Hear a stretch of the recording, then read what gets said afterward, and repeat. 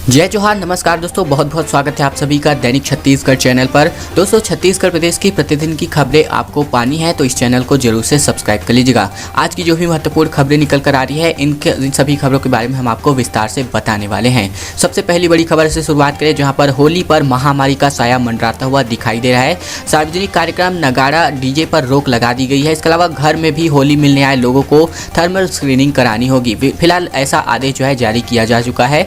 होली पर्व लेकर के यहाँ पर जिला प्रशासन ने 14 पॉइंट की गाइडलाइन जारी कर दी है। पालन न होने पर कार्यवाही की बातें भी कही गई हैं। प्रशासन की अपील है कि घर में रहकर परिवार के साथ होली मनाई जाए। इसके अलावा 5 से अधिक लोग यहाँ पर एक साथ नहीं घूम सकेंगे। छत्तीसगढ़ में गणेश उत्सव, नवरात्रि और दशहरा के बाद अब महामारी का साया आने वाले पर्व यानी कि होली पर पड़ गया है। प्रदेश में बढ़ रहे महामारी संक्रमण के चलते होली पर्व को लेकर के गुरुवार को दुर्ग जिला प्रशासन ने गाइडलाइन जारी कर दी है। आने वाले समय में प्रत्येक जिले में यही गाइडलाइन जारी होने वाली है, यानी कि कुछ इसमें बदलाव हो संभव है, लेकिन गाइडलाइन सेम इसी प्रकार से होने वाले हैं। सार्वजनिक कार्यक्रम, नगाड़ा, डीजे और 5 से ज़्यादा लोगों के बाहर घूमने पर रोक लगा दी गई है। खास बात यह भी है कि होली मिलन पर आने वाले घरों जो आपके घर पर जो लोग आएंगे उनको थर्मल स्क्रीनिंग से गुजरनी पड़ेगी। मलेरिया पर छत्तीसगढ़ सरकार का वार निकलकर सामने आ रहा है। छत्तीसगढ़ में पहली बार मलेरिया को बड़ी शिकस्त देखने को मिली है। प्रति 1000 की आबादी में केवल 1.17% ही मरीज है मलेरिया से पीड़ित बताए जा रहे हैं। पिछले 5 सालों की बात करें तो इनमें जो है काफ़ी ज़्यादा हद तक 4.4 अंकों की गिरावट बताई जा रही है। एनुअल पैरासाइट इंडिसेंस की रिपोर्ट में जो आंकड़े हैं सामने आए हैं। छत्तीसगढ़ राज्य गठन के बाद पहली बार मलेरिया को जो है बड़ी शिकस्त मिली है। पिछले 5 सालों में मलेरिया की रफ्तार तेजी से घट गई है।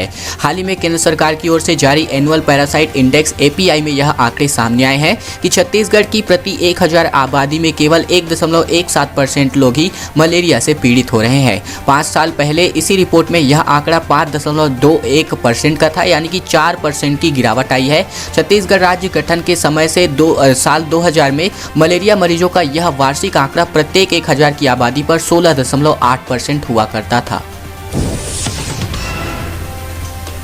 कौशल विकास योजना अंतर्गत छत्तीसगढ़ के युवाओं को जो है जापानी भाषा अब सीखने को मिलने वाली है। रोजगार से जोड़ने पर जोर जो है पहल की जा रही है। राज्य सरकार छत्तीसगढ़ के युवाओं को कौशल विकास योजना के तहत जापानी भाषा सिखाने की पहल करने वाली है। इसके लिए सभी जिलों के कलेक्टरों को जिम्मेदारी सौंपी जाएगी है। इस संबंध में आर्थिक एवं सांख्यिकी मंत्री अमरजीत भगत ने मंगलवार को विभागीय समीक्षा बैठक में अधिकारियों को निर्देश जारी किए हैं। उन्होंने कहा है कि इंडो जापान फाउंडेशन द्वारा MOU जो है साइन किया गया है, जिसके अंतर्गत जिसका उद्योग विभाग भी नोडल विभाग है। MOU का उद्देश्य जो है कौशल विकास योजना के तहत जापानी भाषा का अध्ययन कराना है, जिसके लिए स्थानीय युवाओं को ज़्यादा से ज़्यादा रोजगार से जोड़ा जा सके। बैठक में राज्य योजना आयोग के उपाध्यक्ष अजय सिंह एवं सहित अन्य जो वरिष्ठ अधिकारी थे उपस्थित थे। बैठक में मंत्री भगत ने कोविड-19 के द्वारा प्रवासी मजदूरों के व्यवस्थापन, जीवोपार्जन, इसके अलावा विशेष प्रयास किए जाने पर जो बल है वो यहाँ पर दिया गया है। संक्रमण से जो है प्रशासन की चिंता बढ़ चुकी है, जिसके तहत मैत्री बाग सहित दुर्ग जिले के सभी सार्वजनिक पार्कों को बीते दिन से बंद कर दिया जा चुका है। बीते 8 दिन की बात करें तो यहाँ पर 1206 महामारी पॉजिटिव मरीज मिले हैं, जिसकी वजह से प्रशासन ने यह फैसला लिया है। जिला अस्पताल में कोविड वार्ड की तैयारी करने के निर्देश जारी किए गए हैं।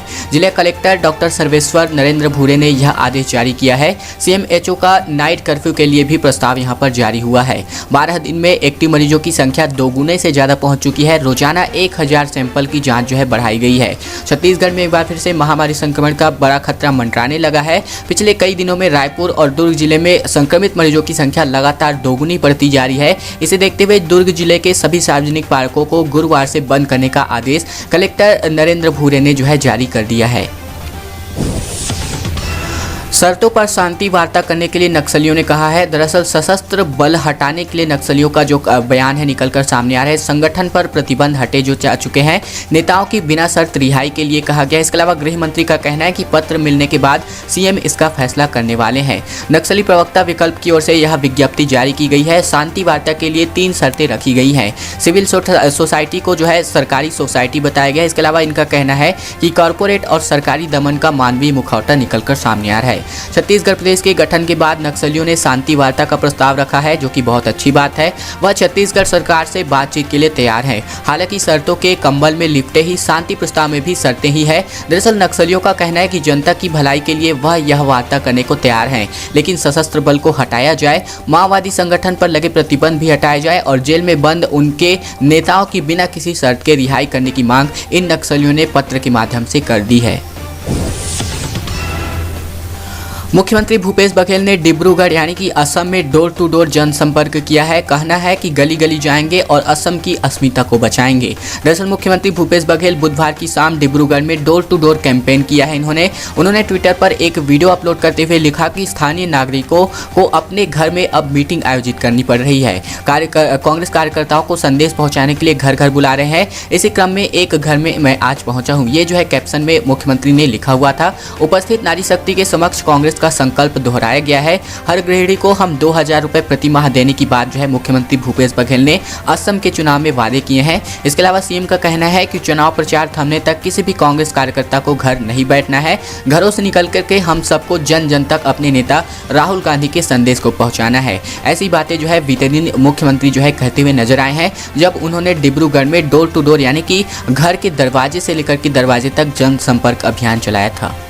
दोस्तों वक्त हो चला है अगली बड़ी खबर को जानने का, लेकिन उससे पहले हमारी एक छोटी सी प्रार्थना है आप सभी से। अगर आपने इस चैनल को अभी तक से सब्सक्राइब नहीं किया है तो छत्तीसगढ़ प्रदेश की प्रतिदिन की खबरें इसी प्रकार से पाने के लिए आपको इस चैनल को सब्सक्राइब कर लेना है। नीचे इस वीडियो के नीचे लाल कलर का सब्सक्राइब बटन है, इसको दबा करके सब्सक्राइब कर लेना है। बगल में घंटी आया है, इसको दबा करके ऑल नोटिफिकेशन पर भी सेलेक्ट कर लेना है, ताकि आपको इसी प्रकार की जो खबरें हैं प्रतिदिन देखने को मिलती रहे।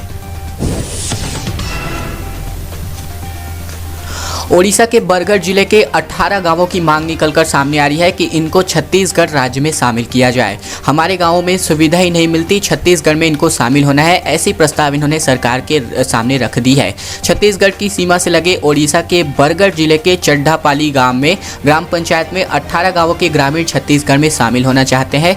ग्रामीणों की शिकायत है कि आज़ादी के बाद से उन्हें ओडिशा सरकार द्वारा मूलभूत सुविधाएं नहीं उपलब्ध करा पा रही हैं। इसके लिए वे बार बार गुहार लगा चुके हैं, लेकिन उनकी समस्या का हल नहीं हो पा रहा है। दरअसल इसलिए वे अब छत्तीसगढ़ राज्य में शामिल होना चाहते हैं। इसे लेकर के ग्रामीण छत्तीसगढ़ और ओडिशा की सीमा में आंदोलन पर बैठ गए हैं। वहीं ओडिशा राज्य में उस वक्त हड़कंप मच गया जब छत्तीसगढ़ के सरायपाली विधानसभा के विधायक किस्मत लाल नंद ग्रामीणों से मिलने के लिए आंदोलन स्थल पर पहुंच गए। हालांकि विधायक का कहना है कि वे ओडिशा नहीं गए थे, बल्कि छत्तीसगढ़ की सीमा पर ही उन्होंने ग्रामीणों से मुलाकात की थी।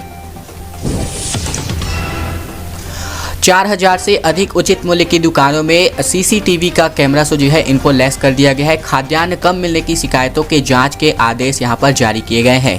खाद्य मंत्री अमरजीत भगत ने मंत्रालय में बीते दिन खाद्य एवं नागरिक आपूर्ति एवं उपभोक्ता संरक्षण विभाग के कामकाज की समीक्षा की। उन्होंने उचित मूल्य की दुकानों में खाद्यान्न कम मिलने की शिकायतों पर जाँच पर सख्त कार्रवाई करने के निर्देश जारी किए हैं। इन्होंने प्रदेश के शासकीय उचित मूल्य की दुकानों में खाद्यान्न भंडारण और वितरण की जिलेवार समीक्षा भी की है। भगत ने फोर्टिफाइड चावल, गुड़, शक्कर और चने के वितरण के लिए पर्याप्त मात्रा में भंडारण सुनिश्चित करने को कहा है। जिन दुकानों में 5000 से अधिक राशन कार्डधारी हैं, ऐसे दुकानों का युक्तिकरण करने का भी आदेश दिया गया है। राशन दुकानों में पेयजल व्यवस्था, रंग रोगन और रेट लिस्ट लगाने के साथ ही निरंतर निरीक्षण करने के निर्देश अधिकारियों को बाकायदा जारी किए गए हैं। बैठक में ये बात भी सामने आई है कि 4000 से अधिक उचित मूल्य की दुकानों को सीसीटीवी कैमरों के माध्यम से लैस किया जा चुका है, ताकि जो उचित मूल्य की दुकानें हैं इनमें पारदर्शिता बढ़ाया जा सके। महामारी के 1 साल बीत चुके हैं। दरअसल आज ही के दिन यानी कि 18 मार्च यानी कि बीते दिन को पहला मरीज जो है यहाँ पर मिला था। इसके अलावा 17 मार्च 2021 की स्थिति की बात करें तो यहाँ पर जो महामारी की स्थिति है भयंकर तरीके से बढ़ गई है। बीते 24 घंटे में 887 केसेस मिले हैं। अक्टूबर नवंबर के बाद यहाँ पर फिर से हालात बिगड़ चुके हैं। दरअसल बात करूँ तो शुरुआत 150 महामारी टेस्ट से हुई थी। अब जो है लगभग प्रतिदिन 3000 टेस्ट लगातार किए जा रहे हैं। अभी भी जाँच की संख्या है लगातार बढ़ने जारी है। तब यहाँ यहाँ पर 11 कोविड सेंटर खोलने की तैयारी थी, अब इन्हें फिर से खोलने की कवायद जो है हो चुकी है। प्रदेश में पहला महामारी का मरीज 18 मार्च यानी कि बीते दिन के दिन जो है 2020 को मिला था, यानी कि ठीक 1 साल पहले, वह भी रायपुर में। इस तरह महामारी को छत्तीसगढ़ में 1 साल पूरा हो गया है और इस साल में नए मरीज बढ़ करके 3,19,000 पहुंच चुके हैं। बीते 1 साल में बात करें तो महामारी मरीज की वजह से यानी कि महामारी की वजह से प्रदेश के लगभग 3900 से ज़्यादा लोगों ने अपनी जान गंवा दी है। जिस रायपुर में पहला मरीज मिला, उसी राजधानी में प्रदेश में संक्रमण का सबसे बुरा दौर भी यहाँ पर देखने को मिला हुआ है। दोस्तों, एक बार फिर से महामारी की जो स्थिति है आउट ऑफ कंट्रोल होती हुई दिखाई दे रही है। अगर आप भी ऑनलाइन माध्यम से, ऑनलाइन जो ई कॉमर्स वेबसाइट है उनके माध्यम से चाकू मंगाए हुए हैं तो आपको जो है सतर्क रहने की ज़रूरत है। दरअसल 800 लोगों की लिस्ट जो है, मिनी लिस्ट यहाँ पर पुलिस प्रशासन द्वारा बनाई गई है। इनका कहना है कि यहाँ पर जो पुलिस है आने वाले दिनों में इनको जो है कार्यवाही करने वाली है। दरअसल यहाँ पर ऑनलाइन चाकू मंगाने वाले 800 लोगों की जो मिनी सूची है सामने आई है। पुलिस को ऑनलाइन चाकू मंगाने वालों की सूची मिल चुकी है। दरअसल राजधानी में बढ़ते चाकूबाजी की वारदातों पर रोकथाम के लिए पुलिस अभियान जो है पुलिस द्वारा एक अभियान चलाया जा रहा है। एएसपी ने सभी थाना प्रभारियों को बुला करके बैठक भी की है। अब चाकू मंगाने वालों की पुलिस जांच करके पतासाजी करने वाली है। गौरतलब है कि राजधानी में चाकू की कई वारदातें जो है चाकूबाजी की सामने आई है। इस वजह से इन पर जो है अंकुश लगाने के लिए इस तरह की जो सख्ती है वो यहाँ पर सरकार द्वारा, पुलिस प्रशासन द्वारा करी जा रही है। बठेना कांड पर बीजेपी का हल्ला बोल निकलकर सामने आ रहा है। बीजेपी ने कई स्थानों पर राज्य सरकार का पुतला फूंका है। सीएम के पुतले को लेकर के पुलिस और कार्यकर्ता में झीना झपटी का माहौल भी निर्मित हुआ है। जीपीएम यानी कि गौरेला पिंडा मरवाही और दुर्ग के अलग अलग स्थानों पर भाजपा कार्यकर्ताओं ने सरकार के खिलाफ नारेबाजी और प्रदर्शन किया। पाटन के बठेना गाँव में 6 मार्च को एक ही परिवार के 5 लोगों की जो मौत है वो हो गई थी संदिग्ध तरीके से, और सभी के हालात जो है यानी कि जो शव है संदिग्ध हालात में मिले हुए थे।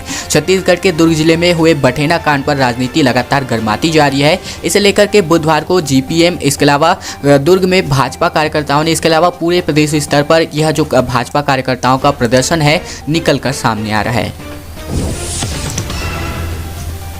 सीजीव्यापम में स्नातक पास युवाओं के लिए बहुत अच्छी खुशखबरी निकलकर सामने आ रही है। भर्ती यहां पर युवाओं के लिए निकाली गई है। 4 अप्रैल तक इसके लिए आप आवेदन कर सकते हैं। दरअसल मंडी निरीक्षक और मंडी उप निरीक्षक पर स्नातक पास युवाओं के लिए जो भर्ती प्रक्रिया है स्थायी जो है होने वाली है। नौकरी की तलाश कर रहे युवाओं के लिए सरकारी नौकरी पाने का सुनहरा अवसर आया है। रिक्त पदों पर भर्ती के लिए अभ्यर्थियों की शैक्षणिक योग्यता स्नातक पास तय की गई है। वहीं अभ्यर्थियों का चयन लिखित परीक्षा के आधार पर किया जाना है। रिक्त पदों के लिए ऑनलाइन आवेदन करना होगा, जिसके लिए अंतिम तिथि 4 अप्रैल 2021 तक रखी गई है। दोस्तों, आज की खबरों का सिलसिला यहीं तक का था। अगर आपको यह वीडियो पसंद आया तो वीडियो को लाइक कर लेना है, चैनल को सब्सक्राइब भी कर लेना है। नीचे लाल कलर का बटन होगा, उसको दबा करके चैनल को सब्सक्राइब कर लीजिएगा, ताकि इसी प्रकार की जो खबरें हैं छत्तीसगढ़ प्रदेश की, जो आपको जानना बेहद जरूरी होता है, उन सभी के बारे में हम आपको लगातार अपडेट करते रहें।